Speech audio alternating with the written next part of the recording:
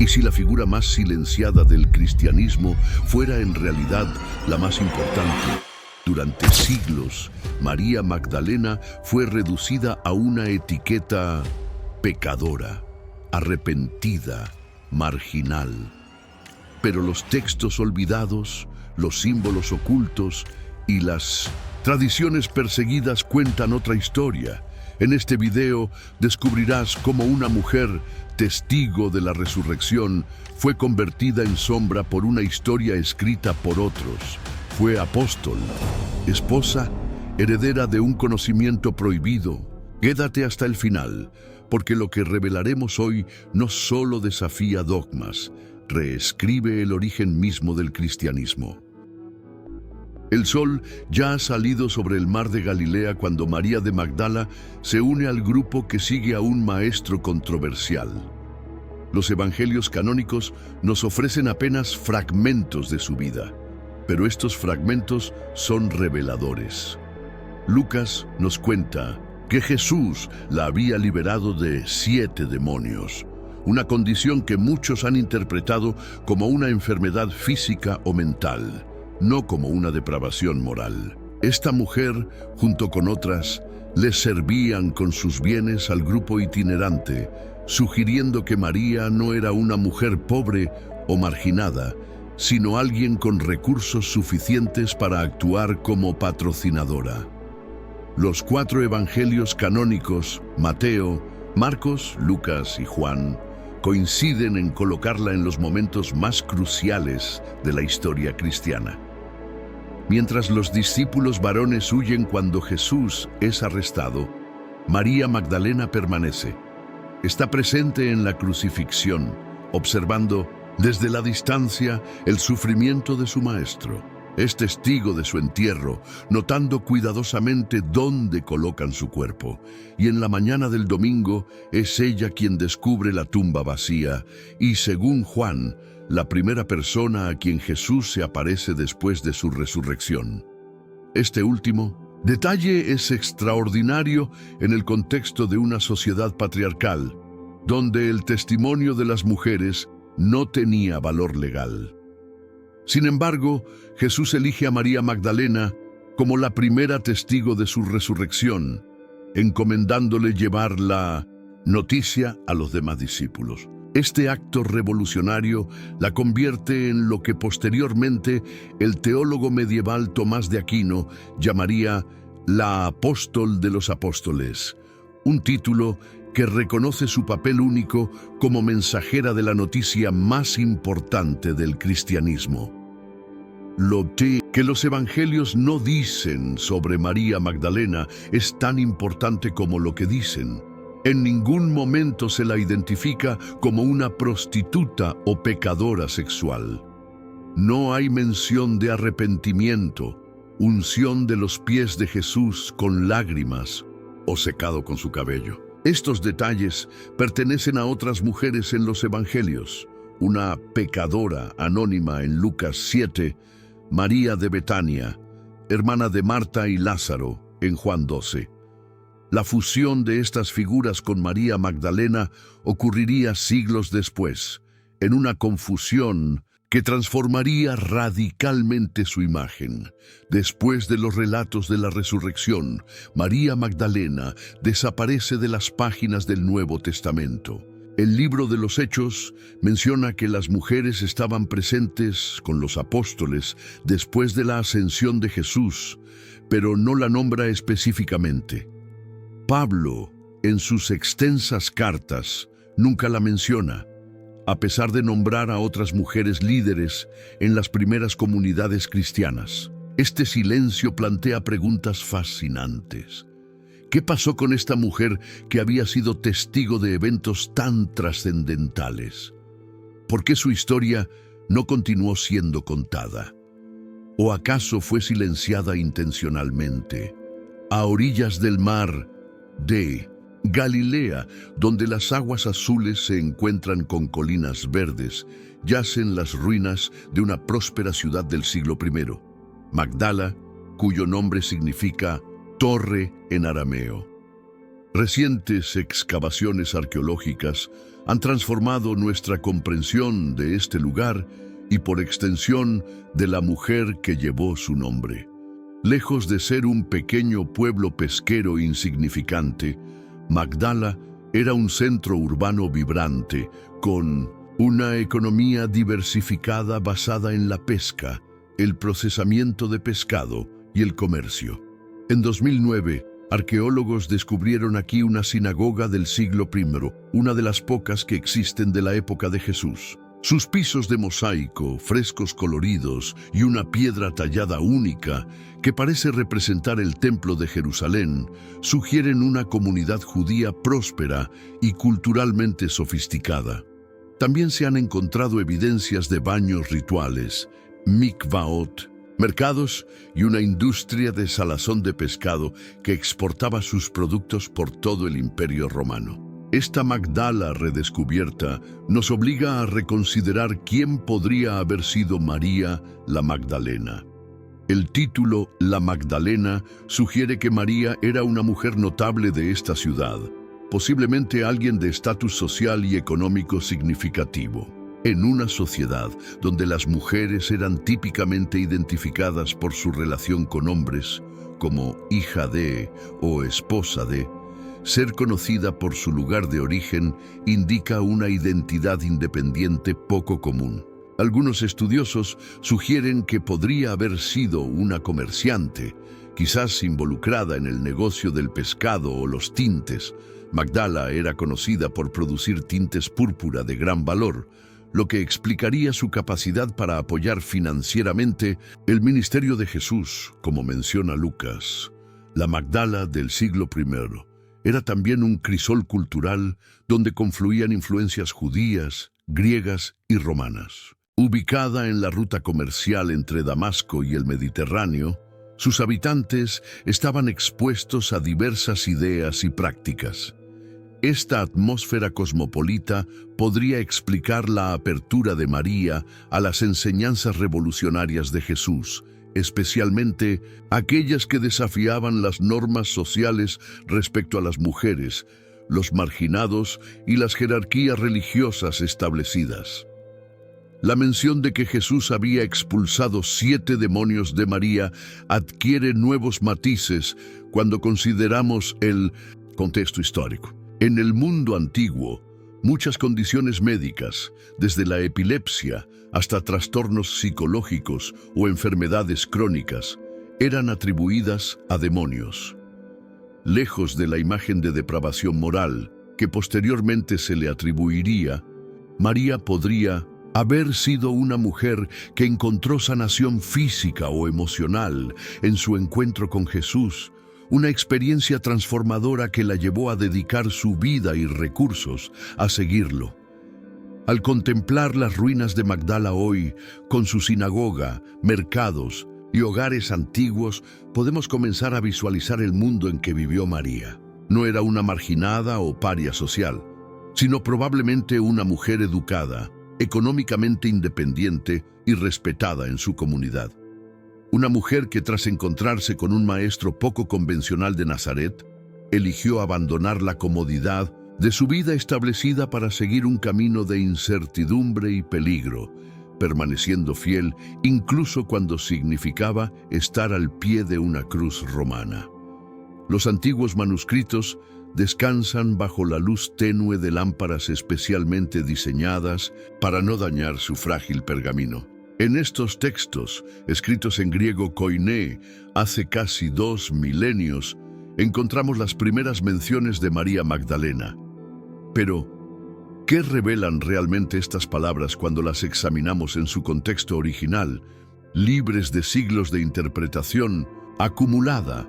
En el texto griego del Evangelio de Juan, cuando María reconoce a Jesús resucitado en el jardín, lo llama Rabouni, una forma aramea intensificada de rabí, que podría traducirse como mi gran maestro. Este término, preservado en su idioma original, incluso en un texto griego, sugiere una relación especial entre discípula y maestro. Más revelador aún es que en Juan 20, 17, 18, Jesús la comisiona directamente: «Ve a mis hermanos y diles», convirtiéndola en la primera mensajera, en griego apostolos, de la resurrección. Los evangelios utilizan un lenguaje consistente al hablar de María Magdalena. Casi siempre aparece primera en las listas de mujeres, un indicador de su prominencia, similar a cómo Pedro encabeza las listas de los discípulos varones. En Marcos 16:9 se especifica que Jesús se apareció primero a María Magdalena, un detalle teológicamente significativo que enfatiza su papel único. Mientras tanto, Lucas 8:2-3 utiliza el término diakonon, de donde proviene diácono, para describir cómo ella y otras mujeres servían o ministraban al grupo, un término que posteriormente tendría connotaciones de liderazgo en las primeras comunidades cristianas. El análisis textual revela otro detalle fascinante: la consistencia con que María Magdalena es identificada a lo largo de los evangelios. Mientras otras figuras femeninas a veces aparecen sin apellido o identificación clara, ella siempre es María la Magdalena, lo que sugiere que los evangelistas consideraban importante distinguirla de otras Marías y establecer claramente su identidad. Esta consistencia contrasta notablemente con la confusión posterior que mezclaría su identidad con otras figuras femeninas de los evangelios. Cuando examinamos las palabras griegas utilizadas para describir la condición de María, antes de conocer a Jesús, encontramos daimonia hepta, 7 demonios. En el contexto médico-religioso del siglo I, esta expresión podría referirse a una enfermedad crónica o episódica, posiblemente algo como epilepsia, migrañas severas o un trastorno psicológico, condiciones que en la antigüedad eran frecuentemente atribuidas a influencias demoníacas. Nada en el lenguaje sugiere inmoralidad sexual o prostitución, una asociación que se desarrollaría siglos después. Quizás el detalle lingüístico más revelador se encuentra en cómo los evangelios describen la reacción de los discípulos varones al testimonio de María sobre la resurrección. En Lucas 24:11, sus palabras les parecieron leros, delirio, tonterías, reflejando la desconfianza cultural hacia el testimonio femenino. Sin embargo, los textos insisten en que fue ella la primera testigo, desafiando las convenciones sociales de la época. Este detalle, incómodo para una comunidad patriarcal y por lo tanto improbable de ser inventado, constituye uno de los argumentos más fuertes para la historicidad tanto de María Magdalena como de su papel crucial en los orígenes del cristianismo. Roma, año 591 d.C. El Papa Gregorio I, conocido posteriormente como Gregorio Magno, se dirige a una multitud desde el púlpito de una basílica. Sus palabras, aparentemente inocuas, están a punto de transformar para siempre la imagen de María Magdalena, ella a quien Lucas llama la mujer pecadora, a quien Juan llama María. Creemos que es aquella María de quien 7 demonios fueron expulsados según Marcos. Con esta homilía, Gregorio fusiona 3 figuras femeninas distintas de los evangelios en una sola: la pecadora anónima que unge los pies de Jesús en Lucas 7, María de Betania, hermana de Marta y Lázaro, y María Magdalena. Esta confusión no fue un simple error de interpretación, sino que reflejaba y reforzaba las actitudes hacia las mujeres en la iglesia primitiva. A medida que el cristianismo se institucionalizaba y adoptaba estructuras jerárquicas patriarcales, las figuras femeninas prominentes como María Magdalena resultaban problemáticas. Transformarla de apóstol y testigo, privilegiada en pecadora, arrepentida, ofrecía un modelo femenino más aceptable. la mujer cuyo único papel legítimo era el arrepentimiento, la penitencia y la subordinación, no el liderazgo o la autoridad espiritual. Durante la Edad Media, esta imagen de María Magdalena como prostituta arrepentida floreció en el arte y la literatura. Pintores renacentistas la representaban típicamente como una mujer hermosa y sensual, a menudo parcialmente desnuda, con largos cabellos rojizos, símbolo de pasión pecaminosa, y acompañada por símbolos como el frasco de perfume, referencia a la unción que realizó la pecadora anónima. Estas representaciones servían simultáneamente como advertencia moral y paradójicamente como objetos de contemplación erótica, permitiendo a los artistas introducir desnudez femenina en contextos religiosos bajo el pretexto de piedad. Identificación de María Magdalena con la prostitución se convirtió en la piedra angular de una teología que asociaba fuertemente la feminidad con la tentación sexual y el pecado. Se desarrollaron elaboradas hagiografías medievales que detallaban su supuesta vida anterior de depravación, seguida por décadas de penitencia severa en cuevas remotas. En Francia surgió la leyenda de que María Magdalena había navegado milagrosamente hasta Provenza después de la resurrección, viviendo como ermitaña en la cueva de Saint-Baume y convirtiendo a los locales al cristianismo. Estos relatos fantasiosos establecieron importantes sitios de peregrinación como Vézelay y Saint-Maximin-la-Sainte-Baume, donde supuestamente se conservaban sus reliquias. Esta transformación de María Magdalena de apóstol a prostituta arrepentida tuvo profundas consecuencias para las mujeres cristianas. Estableció un doble vínculo imposible. Por un lado, todas las mujeres eran potenciales Evas, tentadoras inherentemente peligrosas. Por otro, el único modelo de santidad femenina aceptable era el de la penitente extrema o la virgen intocada.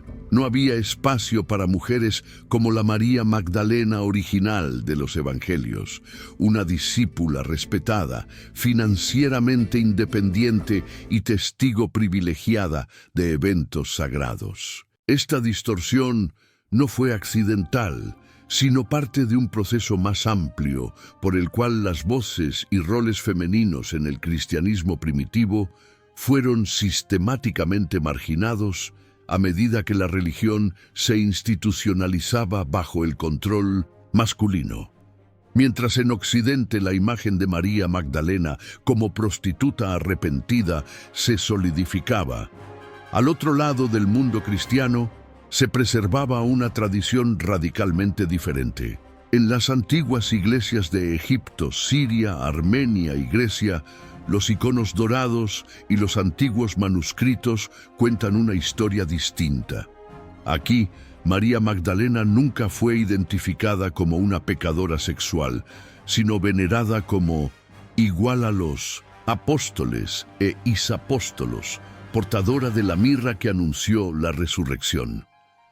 La división del cristianismo entre Oriente y Occidente, que comenzó como una separación administrativa del Imperio Romano y culminó con el Gran Cisma de 1054, creó dos tradiciones paralelas sobre María Magdalena. La Iglesia Ortodoxa Oriental, menos influenciada por las interpretaciones de Gregorio Magno, mantuvo una visión de María Magdalena más cercana a la de los Evangelios. Una discípula destacada, primera testigo de la resurrección y evangelista por derecho propio. En la iconografía ortodoxa aparece dignamente vestida, sosteniendo un frasco de mirra roja, símbolo de la resurrección, no del pecado, y a menudo vistiendo rojo, color de la vida y la resurrección, no de la pasión carnal. En monasterios coptos de Egipto, algunos de los más antiguos del mundo, antiguos manuscritos narran tradiciones sobre María Magdalena viajando a Roma para denunciar a Poncio Pilato ante el emperador Tiberio, convirtiéndose así en una defensora de la justicia. Según estas tradiciones, ella predicó ante el emperador, convirtiendo a varios miembros de la corte imperial. Al presentarle un huevo como símbolo de la resurrección de Cristo, el emperador se burló, diciendo que era tan imposible que un hombre resucitara como que un huevo blanco se volviera rojo. En ese momento, según la leyenda, el huevo cambió milagrosamente a color rojo, dando origen a la tradición ortodoxa de los huevos rojos de Pascua. En la Iglesia Apostólica Armenia, una de las más antiguas del mundo, María Magdalena es honrada como la Santa Mirófora, portadora de ungüentos, y existe una tradición de que visitó Armenia junto con Bartolomé y Tadeo, participando en la evangelización temprana de la región. Los textos litúrgicos armenios enfatizan su valentía y fidelidad, contrastándola con los discípulos varones que huyeron durante la crucifixión. Estas tradiciones orientales, basadas en fuentes tan antiguas como las occidentales, ofrecen un contrapunto importante a la imagen de penitente que dominó en Europa. La Iglesia Ortodoxa rusa preserva homilías y textos litúrgicos antiguos que comparan a María Magdalena con la Virgen María, describiéndolas como las dos testigos fundamentales, una al principio de la vida terrenal de Cristo, la Anunciación, y otra al comienzo de su vida resucitada. En algunas tradiciones eslavas se la venera especialmente como protectora de las mujeres injustamente acusadas, quizás un reflejo inconsciente de cómo ella misma fue injustamente etiquetada como pecadora por la tradición occidental. Lo que estas tradiciones orientales revelan es que la transformación de María Magdalena en prostituta arrepentida no fue inevitable ni universal. Fue una interpretación específica que surgió en un contexto particular, no una verdad histórica incuestionable. El contraste entre estas dos visiones, la occidental de la pecadora sexual y la oriental de la discípula honorable, nos invita a preguntar por qué la primera versión dominó nuestra cultura durante tantos siglos. ¿Qué intereses servía esta transformación de una mujer poderosa en una pecadora arrepentida? Y más importante aún, ¿qué nos dice sobre cómo las historias religiosas han sido moldeadas para reflejar y reforzar actitudes culturales hacia las mujeres? En 1945, en las áridas colinas cerca de Nag Hammadi, Egipto, un campesino llamado Muhammad Ali descubrió accidentalmente una jarra sellada mientras buscaba fertilizante.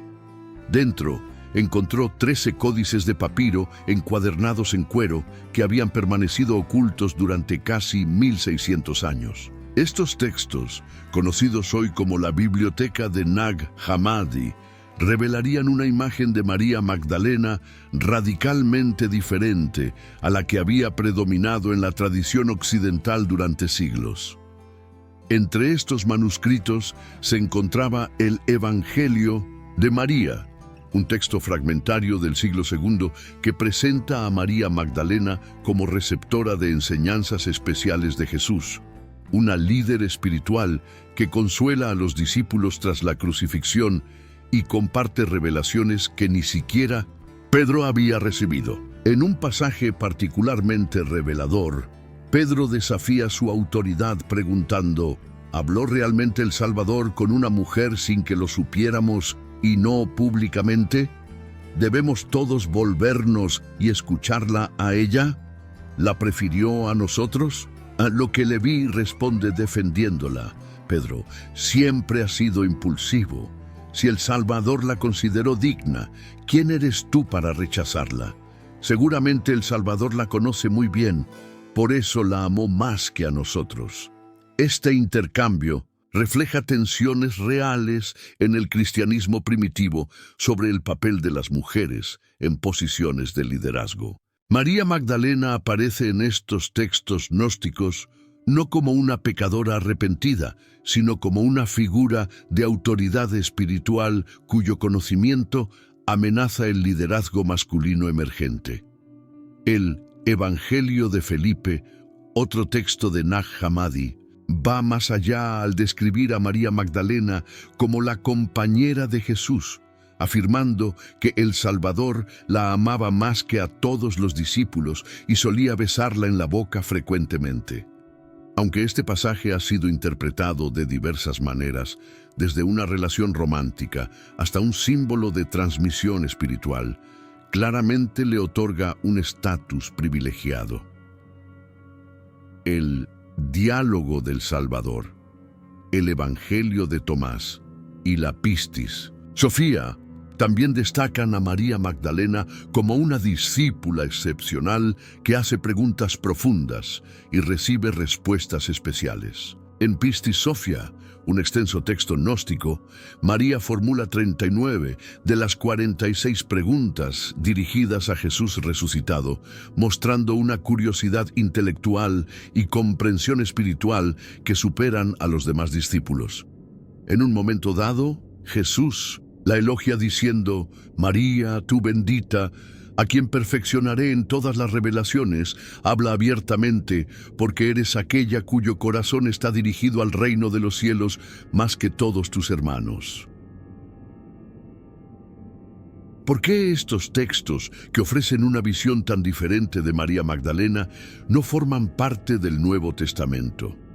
La respuesta se encuentra en las complejas luchas políticas y teológicas de los primeros siglos del cristianismo. A medida que la Iglesia se institucionalizaba bajo el modelo del liderazgo episcopal masculino, las tradiciones que otorgaban autoridad espiritual a las mujeres resultaban cada vez más problemáticas. La declaración del obispo Ireneo de León en el siglo II sobre cuáles evangelios debían considerarse autoritativos, los 4 canónicos que conocemos, y su condena de los textos gnósticos como heréticos fue parte de un proceso más amplio de definición de ortodoxia que marginaba voces y perspectivas alternativas. Los textos gnósticos no son necesariamente más históricamente precisos que los evangelios canónicos. Ambos conjuntos de documentos reflejan perspectivas teológicas e intereses comunitarios particulares. Sin embargo, su existencia demuestra que en los primeros siglos del cristianismo coexistían múltiples tradiciones sobre María Magdalena, y que su reducción a prostituta arrepentida no fue ni original ni universal. Estos textos olvidados, enterrados en el desierto egipcio durante siglos, nos invitan a reconsiderar no solo quién fue María Magdalena, sino también cómo y por qué su historia fue transformada tan dramáticamente en la tradición que eventualmente se convertiría en dominante. Ciudad del Vaticano, 3 de junio de 2016. El Papa Francisco firma un decreto que eleva la celebración litúrgica de María Magdalena de memorial a fiesta, el mismo rango que las celebraciones de los apóstoles. En 1900, la declaración oficial, el Vaticano la reconoce como testigo de la misericordia divina y apóstol de los apóstoles. Este acto representa el clímax de un proceso de rehabilitación que comenzó formalmente en 1969, cuando el Papa Pablo VI eliminó silenciosamente la etiqueta de penitente de su fiesta litúrgica, separando implícitamente su identidad de la imagen de prostituta que había prevalecido durante siglos. ¿Cómo llegamos a este punto de reevaluación? El camino comenzó con los avances en estudios bíblicos e históricos desde finales del siglo XIX. Eruditos como Marie-Joseph Lagrange, fundador de la École Biblique de Jerusalén, comenzaron a cuestionar la fusión medieval de María Magdalena con otras figuras femeninas de los evangelios. La aplicación de métodos histórico-críticos al texto bíblico reveló que no había base textual para identificar a María Magdalena con la pecadora anónima de Lucas 7 o con María de Betania. Gradualmente, esta perspectiva académica comenzó a influir en la comprensión eclesial oficial.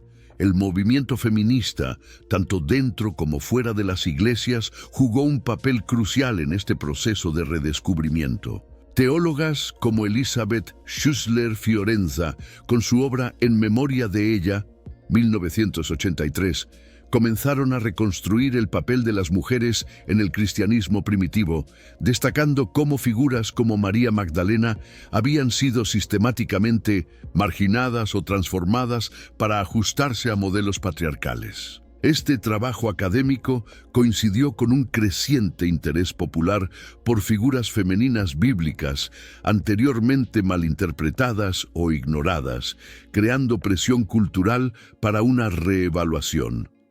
La Iglesia Católica, que había sido principalmente responsable de la propagación de la imagen de María Magdalena como prostituta a través de la influyente homilía del Papa Gregorio, finalmente comenzó a corregir esta distorsión histórica.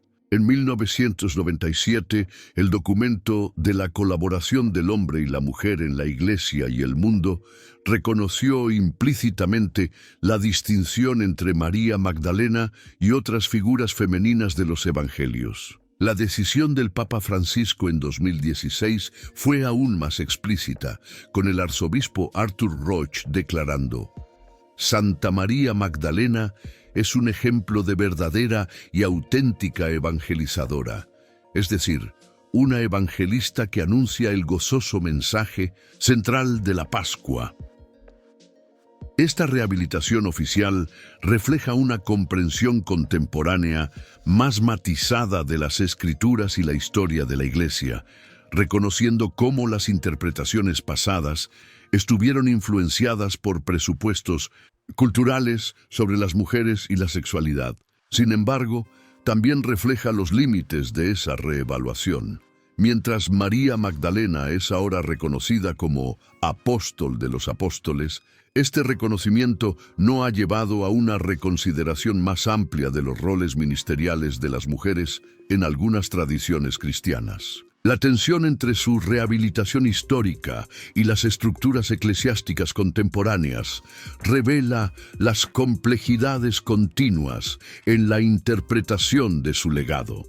La desconstrucción del mito de María Magdalena como prostituta arrepentida nos invita a considerar cómo las historias religiosas son moldeadas por contextos culturales y políticos específicos. Su transformación de discípula prominente a pecadora sexual sirvió a intereses institucionales particulares en un momento en que la Iglesia estaba consolidando estructuras de autoridad masculina.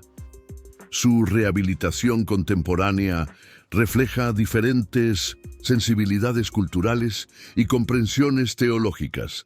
En ambos casos, la figura histórica de María Magdalena se convierte en un espejo que refleja las actitudes cambiantes hacia las mujeres, la sexualidad y la autoridad espiritual.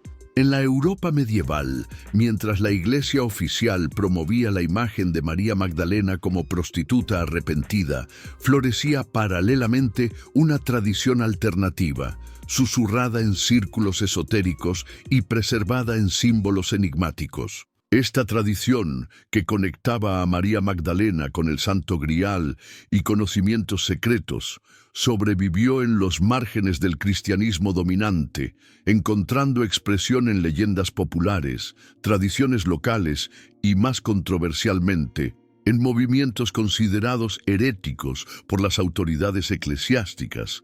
La leyenda medieval más persistente sitúa a María Magdalena en Francia. Según esta tradición, después de la crucifixión, ella y un grupo de discípulos fueron puestos a la deriva en un barco sin remos que milagrosamente llegó a las costas de Provenza. Allí, María predicó el Evangelio, convirtiendo a los lugareños antes de retirarse a una cueva en Saint-Baume para 30 años de contemplación. Esta leyenda, popularizada en la leyenda dorada de Jacobo de Vorágine en el siglo XIII, estableció importantes sitios de peregrinación como Sainte-Marie de la Mer, Saint-Maximin, la Sainte-Baume y Vézelay, este último afirmando poseer sus reliquias desde el siglo XI. Lo que resulta fascinante no es solo la leyenda en sí, sino las capas de significado esotérico que se le atribuyeron. En algunas tradiciones medievales, María Magdalena era vista como portadora de enseñanzas secretas de Jesús, preservadas fuera de los canales oficiales de la Iglesia.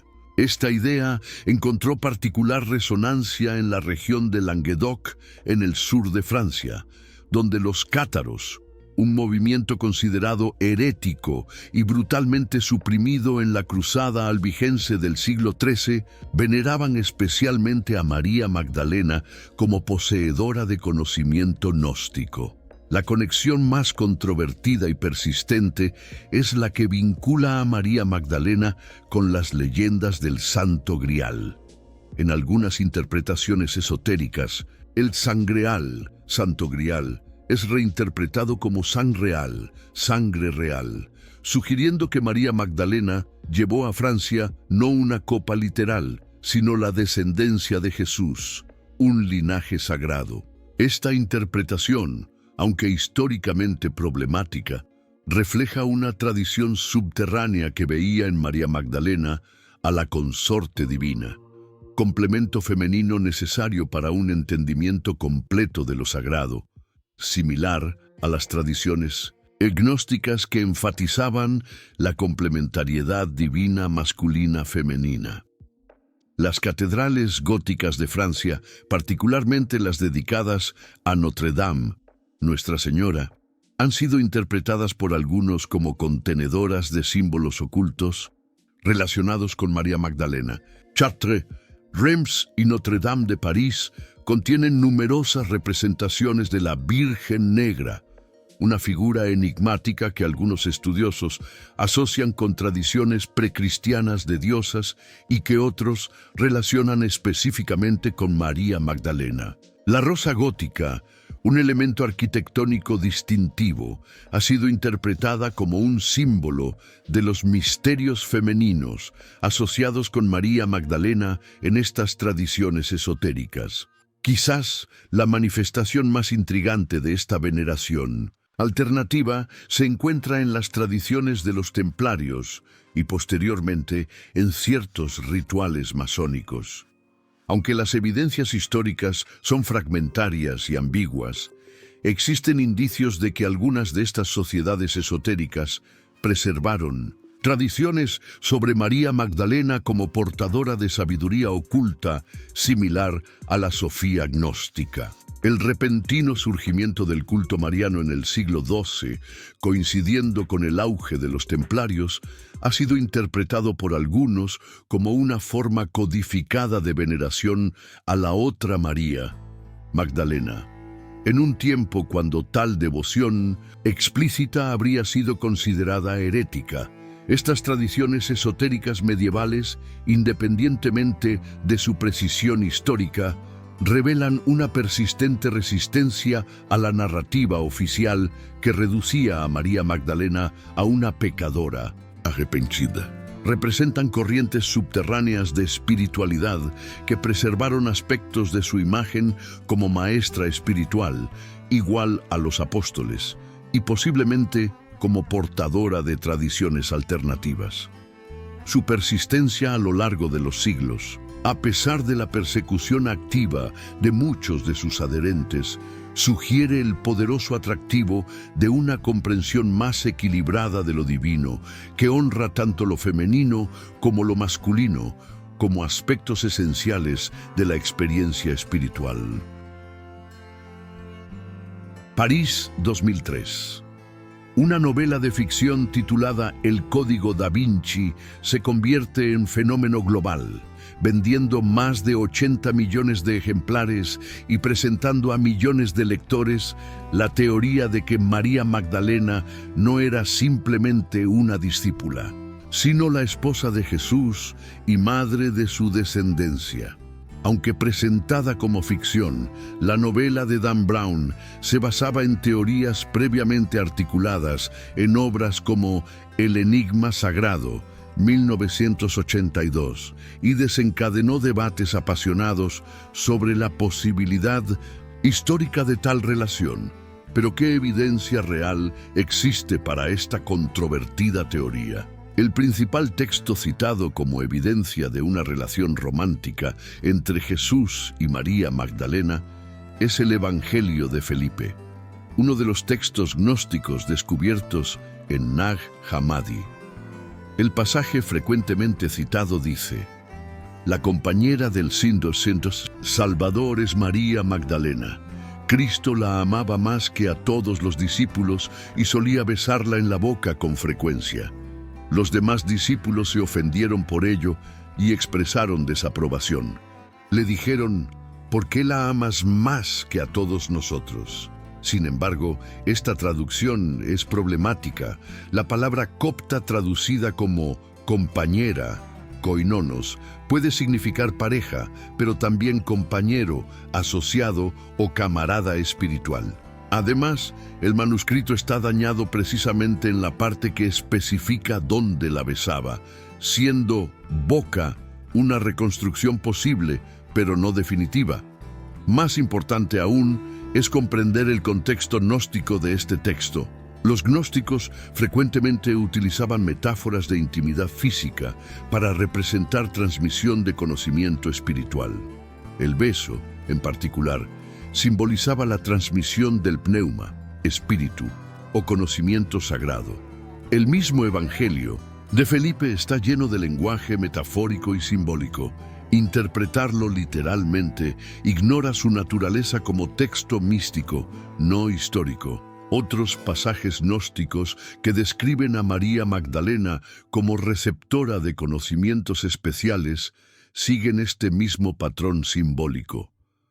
Desde una perspectiva histórica, es significativo que ninguno de los evangelios canónicos escritos más cerca de los eventos que los textos gnósticos mencione o sugiera tal relación. Pablo, en sus cartas, los textos cristianos más antiguos, nunca menciona a María Magdalena, lo que sería sorprendente si hubiera sido la esposa de Jesús.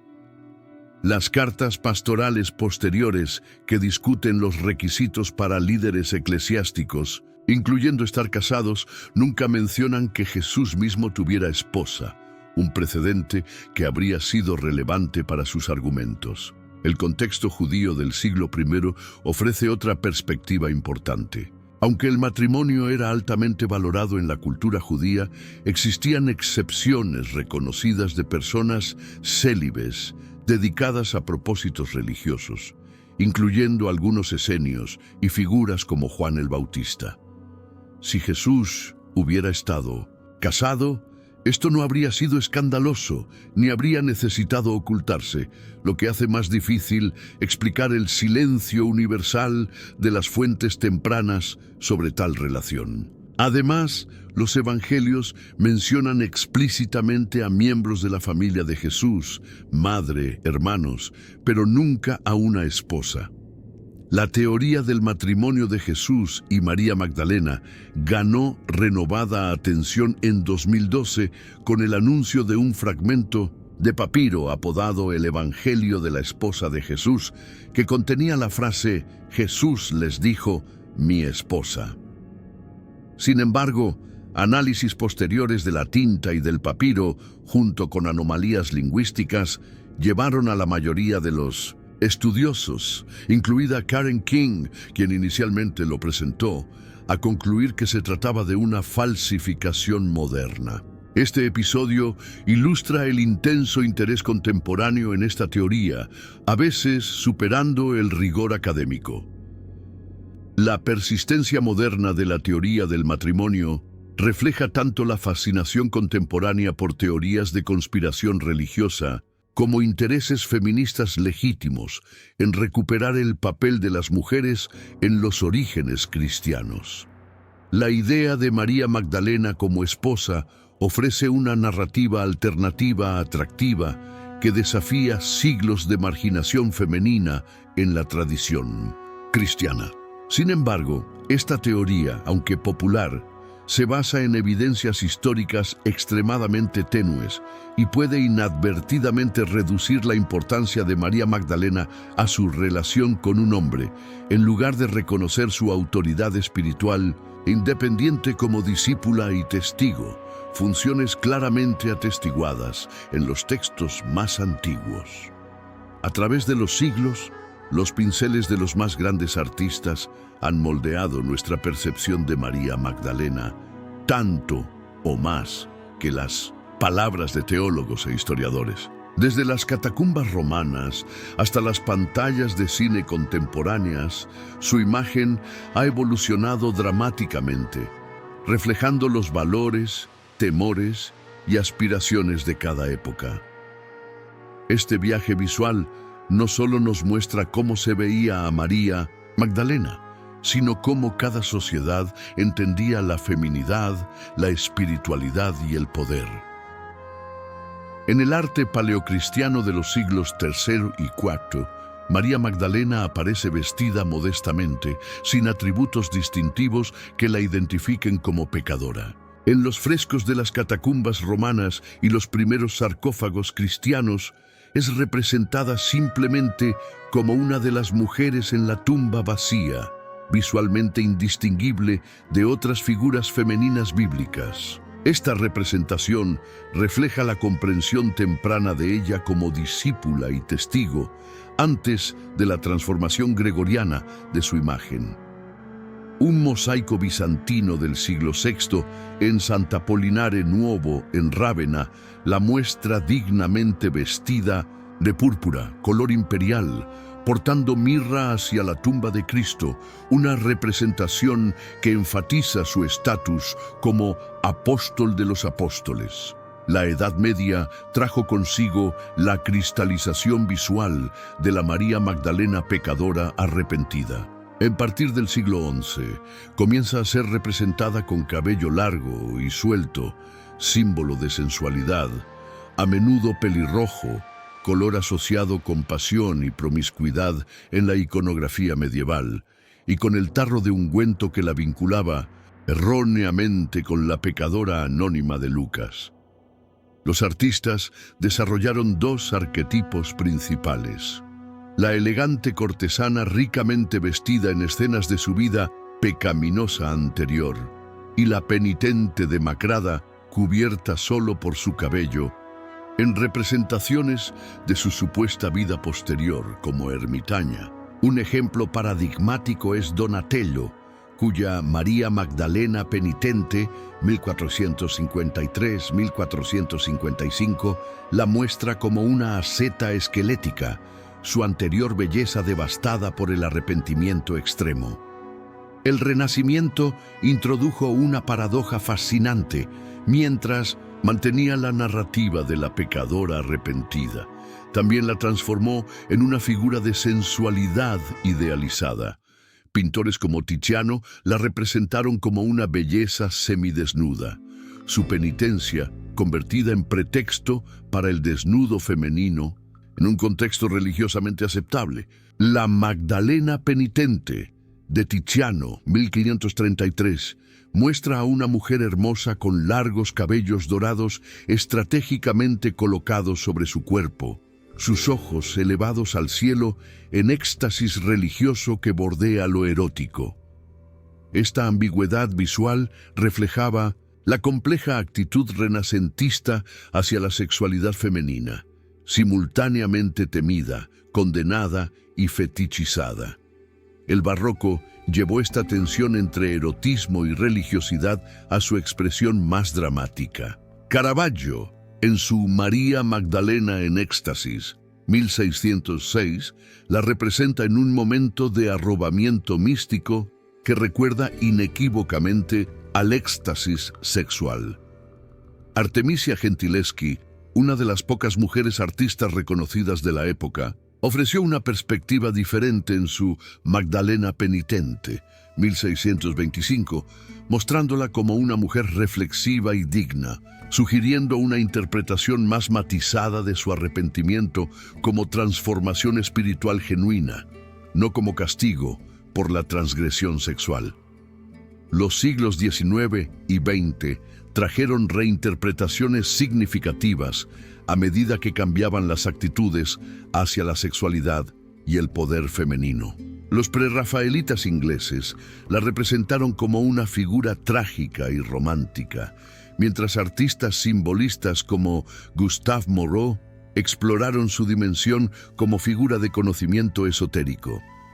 En el arte modernista, particularmente después de las dos guerras mundiales, emergió como símbolo de sufrimiento y redención colectiva. Quizás la reinterpretación más radical llegó con artistas feministas contemporáneas como Mary Beth Edelson, quien en Some Living American Women Artists' Last Supper, 1972, colocó el rostro de Georgia O'Keeffe sobre Jesús y los de otras artistas femeninas sobre los apóstoles, incluyendo una referencia visual a María Magdalena como representante del liderazgo femenino suprimido.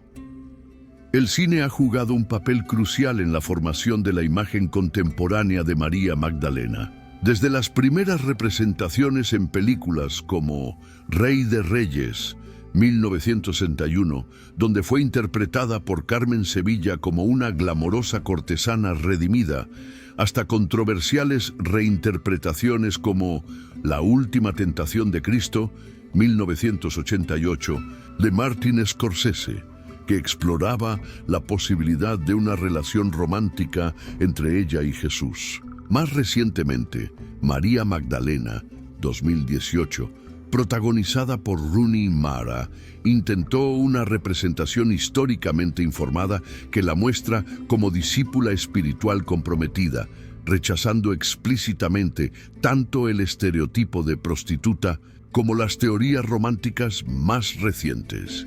Este viaje a través del arte revela algo profundo. Cada época ha creado la María Magdalena que necesitaba o temía. Desde símbolo de pecado y arrepentimiento hasta ícono feminista, su imagen ha sido continuamente reinventada. Quizás el aspecto más poderoso de su representación cultural es precisamente esta flexibilidad. María Magdalena ha servido como lienzo en el que sociedades sucesivas han proyectado sus propias comprensiones de la feminidad, la espiritualidad y el poder.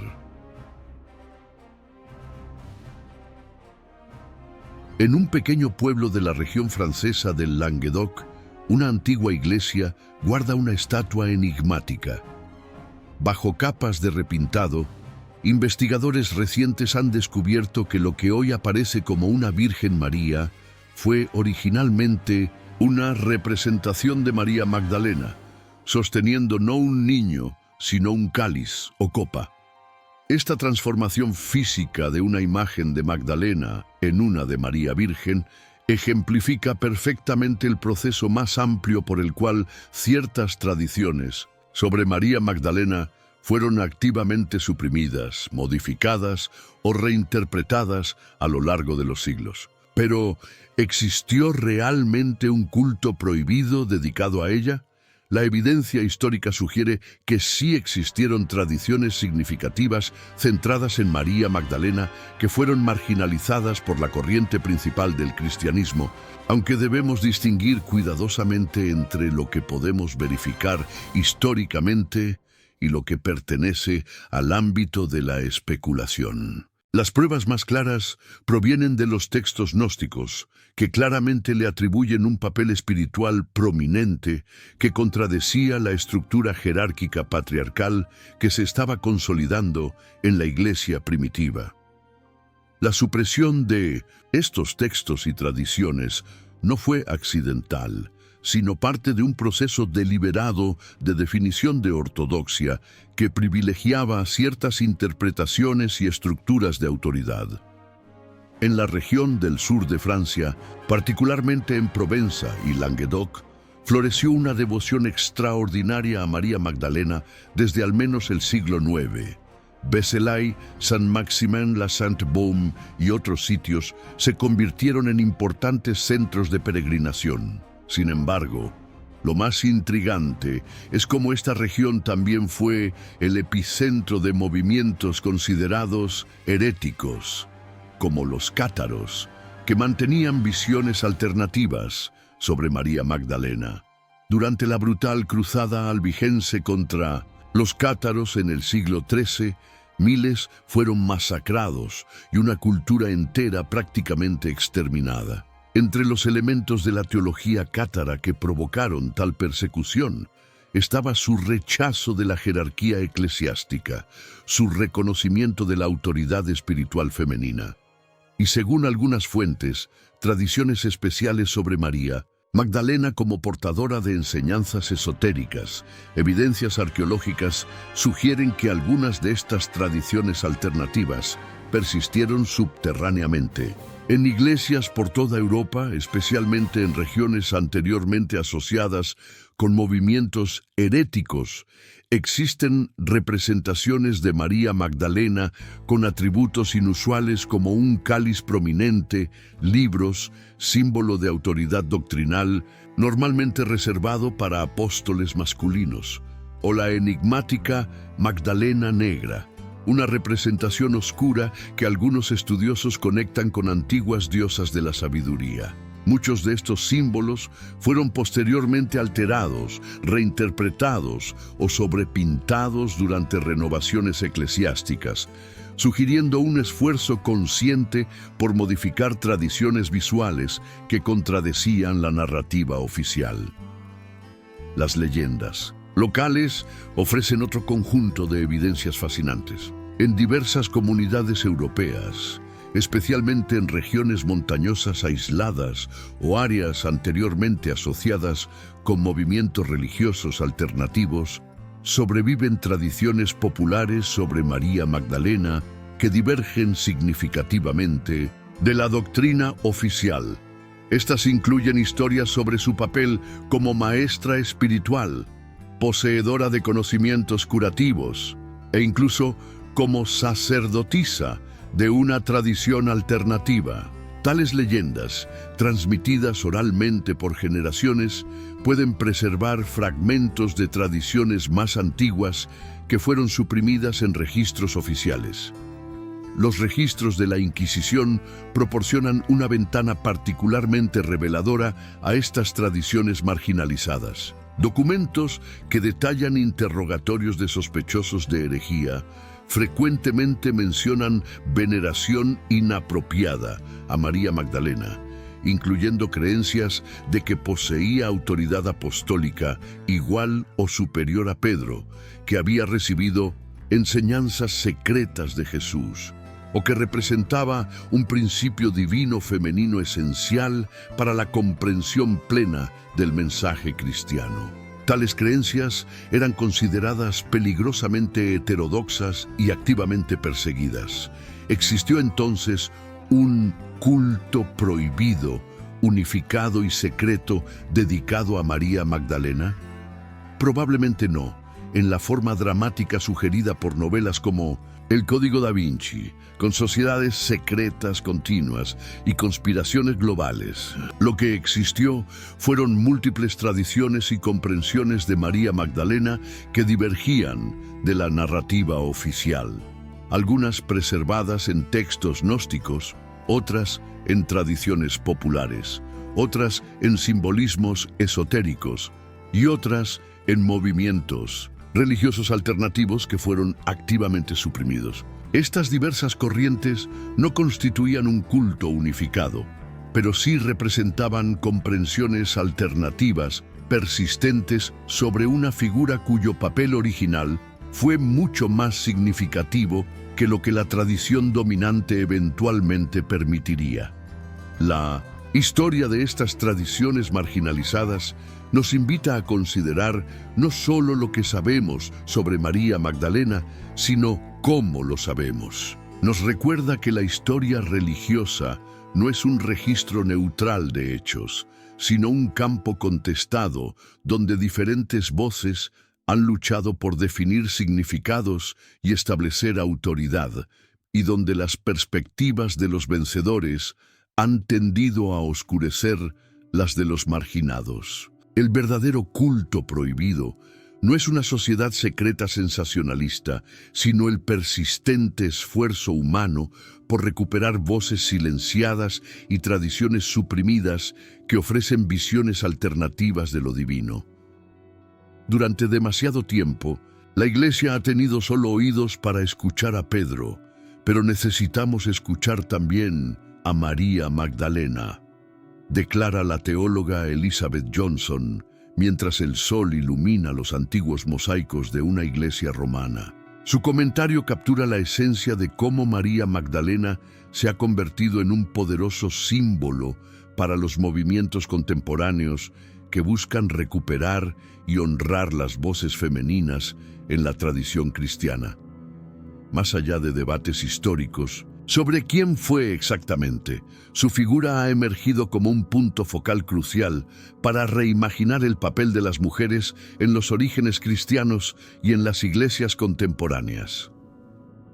La teología feminista, que emergió como una fuerza significativa en los años 1970, encontró en María Magdalena un ejemplo primordial de cómo las contribuciones femeninas al cristianismo primitivo fueron sistemáticamente marginadas. Estudiosas como Elizabeth Schussler Fiorenza, en su innovadora obra En memoria de ella, 1983, utilizaron métodos histórico-críticos para reconstruir el discipulado de iguales que caracterizó a las primeras comunidades cristianas antes de que estructuras patriarcales más rígidas se solidificaran. En este análisis, María Magdalena emerge no como un caso aislado, sino como representante de numerosas mujeres líderes cuyos roles fueron posteriormente minimizados o reinterpretados. El impacto de esta revaluación se ha extendido mucho más allá de círculos académicos, influyendo en movimientos por la ordenación femenina en diversas denominaciones cristianas. Si María Magdalena fue la primera en proclamar la resurrección, el mensaje central del cristianismo, ¿por qué sus sucesoras modernas no pueden predicar desde el púlpito?, pregunta la reverenda Ann Richards, una de las primeras mujeres ordenadas en la iglesia anglicana. Para muchas mujeres llamadas al ministerio, María Magdalena representa una validación bíblica de su vocación, un precedente que desafía prohibiciones basadas en interpretaciones selectivas de textos paulinos o en tradiciones eclesiásticas posteriores. Las comunidades religiosas femeninas han encontrado en ella una patrona e inspiración particular. En el monasterio benedictino de Santa María Magdalena en Provenza, la abadesa Verónica Dubois explica: durante siglos, las órdenes femeninas han preservado una comprensión de María Magdalena diferente a la narrativa oficial. Para nosotras, siempre ha sido la discípula fiel, la contemplativa profunda, no la prostituta arrepentida.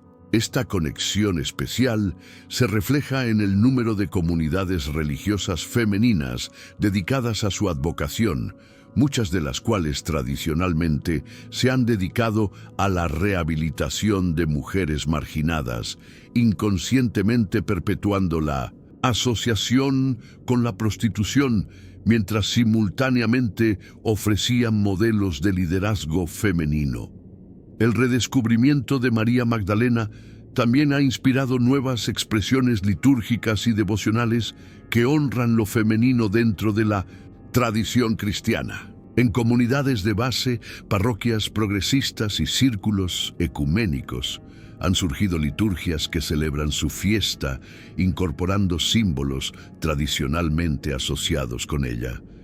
El huevo rojo de las tradiciones ortodoxas, el tarro de alabastro, reinterpretado como símbolo de la abundancia femenina, y el título Apostola Apostolorum, apóstol de los apóstoles. Estas prácticas representan esfuerzos por equilibrar siglos de liturgias que han privilegiado figuras masculinas y marginado o sexualizado a las femeninas.